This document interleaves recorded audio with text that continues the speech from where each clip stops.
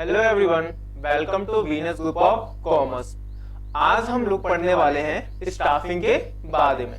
तो आइए स्टार्ट करते हैं। देखिए, जब हम बात करते हैं स्टाफिंग की तो हमें इस स्टाफिंग में ही हमको स्टाफ दिखता है। स्टाफ का मतलब तो हम लोग समझते ही हैं। स्टाफ मतलब होता है हमारी एम्प्लॉय जो कि हमारे यहाँ काम करते हो, वही हमारे स्टाफ होते हैं। तो ये जो स्टाफिंग प्रोसेस होता है ना, वो आपके स्टाफ के आजू बाजू का घूमता रहता है। जितनी भी एक्टिविटीज एक स्टाफ को एक्वायर करने में होती है, वो सारी एक्टिविटीज को ही स्टाफिंग प्रोसेस में हम इंक्लूड करते हैं। तो आइए इसको थोड़ा डिटेल में हम इसके बारे में थोड़ा पढ़ते हैं। आइए स्टार्ट करते हैं। पहले इंट्रोडक्शन पढ़ना।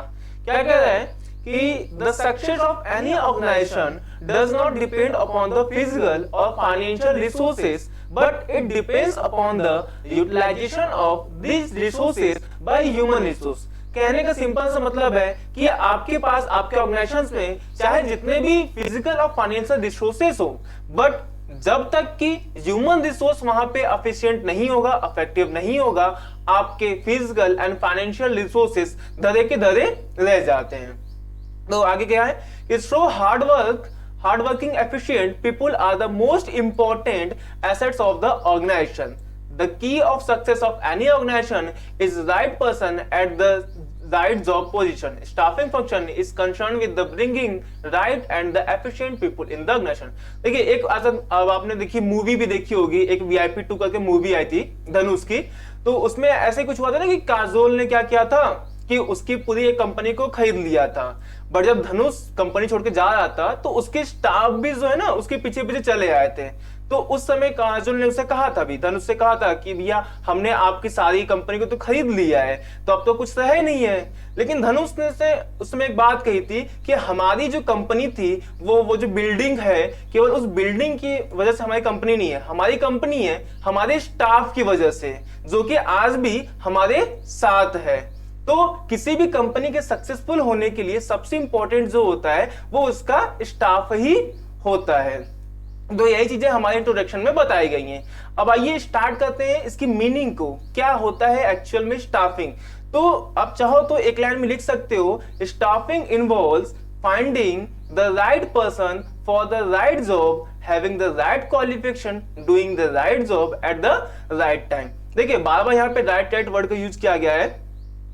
तो इसमें क्या है कि आपको सबसे पहले राइट पर्सन की खोज करनी पड़ती है। किस लिए? तो एक राइट जॉब करने के लिए, और जो कि आपके उस पार्टिकुलर पोजीशन से रिकॉर्डिंग सारे क्वालिफिकेशन को मीट करता हो, और उस एफिशिएंट एम्प्लॉय की जरूरत आप एक राइट टाइम पे ही होती है और राइट टाइम पे उसकी अपॉइंटमेंट कर रहे हो। तो ये जनरली होता है स्टाफिंग का मीनिंग। एक और मीनिंग से समझ सकते हो कि staffing consist of man power planning, recruitment, selection, training, compensation, promotion and maintenance of managerial person.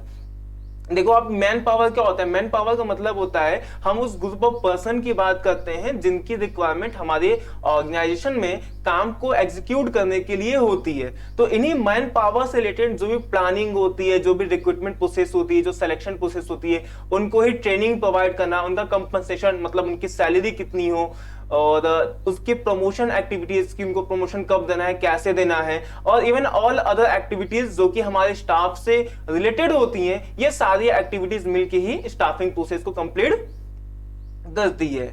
Meaning के बाद एक एक दो डिफिनेशन भी देख लेते हैं। जैसे फ्रेंच वेटलेन ने कहा है, स्टाफिंग और human resource management is the recruitment, selection, development, utilization, compensation and motivation of human resource of the organization। वही मीनिंग जैसे थी वैसे ही डिफिनेशन भी इन्होंने दी है कि जो ह्यूमन रिसोर्स मैनेजमेंट होता है, या स्टाफिंग इसको बोल देते हैं कभी कभी, ये recruitment, selection, development, utilization, compensation and motivation of the human resource of the organization है। यानी उन्हीं को रिक्रूट करना, सिलेक्शन करना, डेवलपमेंट करना एंड यूटिलाइजेशन करना।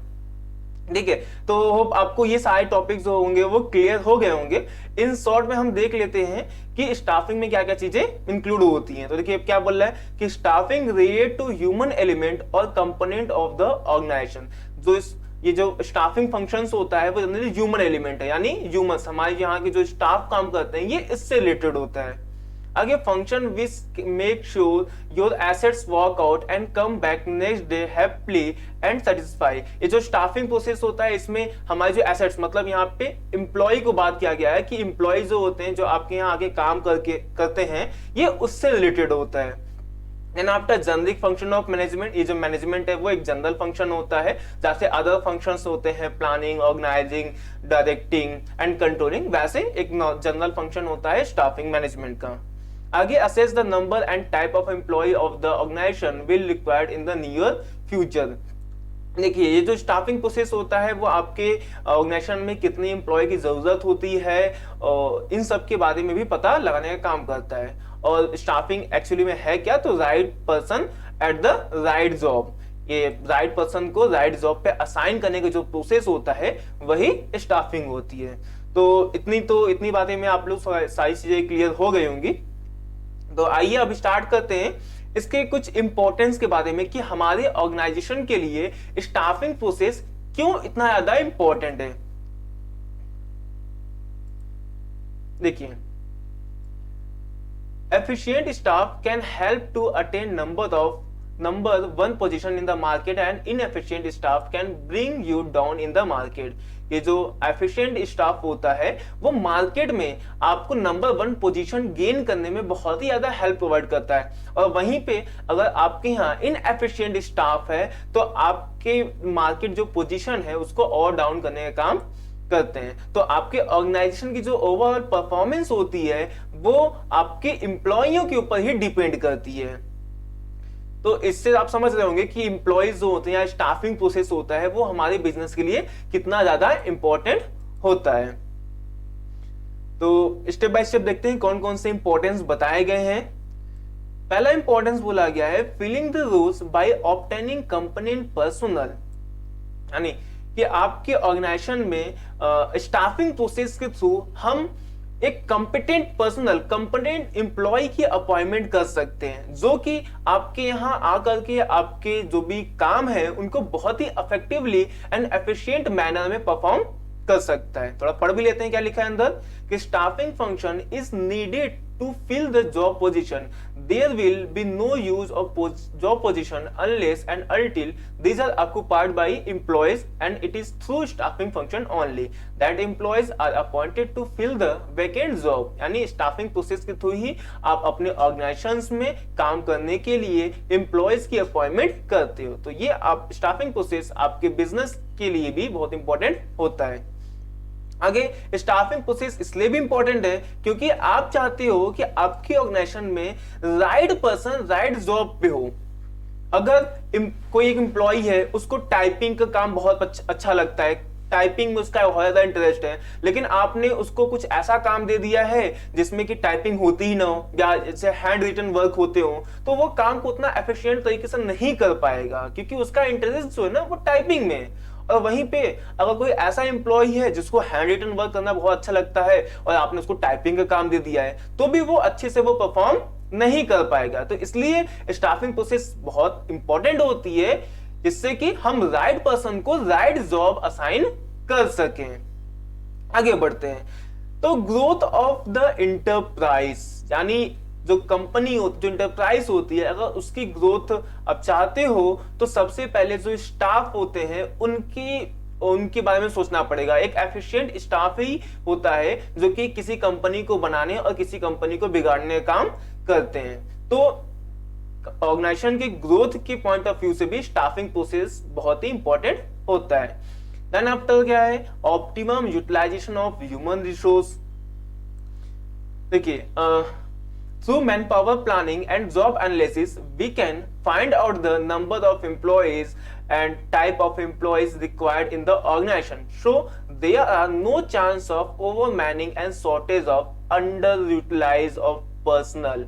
यानी देखिए स्टाफिंग प्रोसेस एक ऐसा प्रोसेस होता है जिसके थ्रू हम क्या करते हैं, हमारे यहाँ जितने भी मैन पावर की रिक्वायरमेंट है उतनी अपॉइंटमेंट करने का काम करते हैं। और कभी कभी ऐसा भी होता है कि कहीं पे किसी काम को करने के लिए हमारे पास अगर मैन पावर एक्सेस हो जाता है तो स्टाफिंग ही ऐसा प्रोसेस होता है जिसके थ्रू हम उस एक्सेस स्टाफ को किसी अदर डिपार्टमेंट में ट्रांसफर के थ्रू भेज करके या किसी अदर पोजीशन पे प्रमोशन और डिमोशन के थ्रू भेज करके वो एम्प्लॉयज के नंबर्स को कम करने का प्रयास करते हैं। तो optimum utilization of human resources अगर चाहिए तो भी स्टाफिंग प्रोसेस मस्ट होता है। और देन आफ्टर फिफ्थ इंपॉर्टेंस क्या दिया गया है, हेल्प्स इन कंपीटिंग।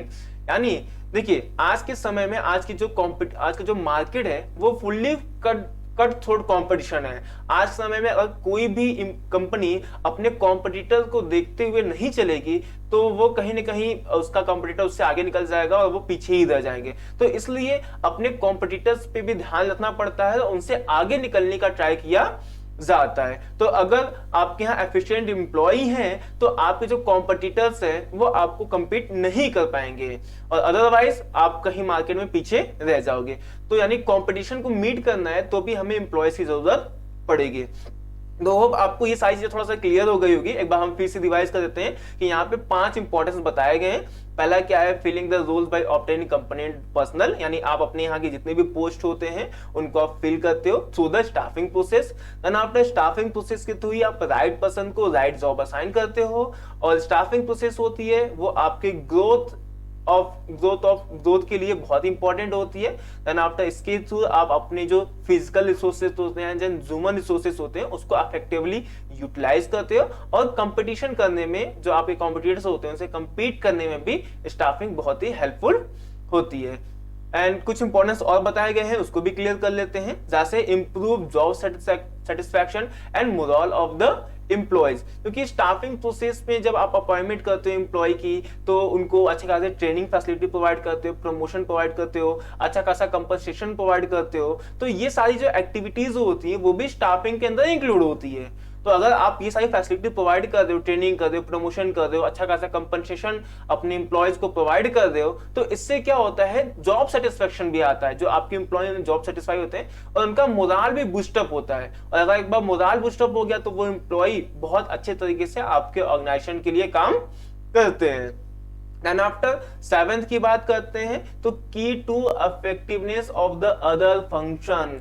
हमारे ऑर्गेनाइजेशन में जितने भी काम होते हैं, चाहे वो प्रोडक्शन हो, सेलिंग हो, मार्केटिंग हो, एडवर्टाइजिंग हो या कैश रिलेटेड जितने भी अदर फंक्शंस होते हैं, सारे जो फंक्शंस होते हैं वो परफॉर्म तो एम्प्लॉय ही करते हैं ना।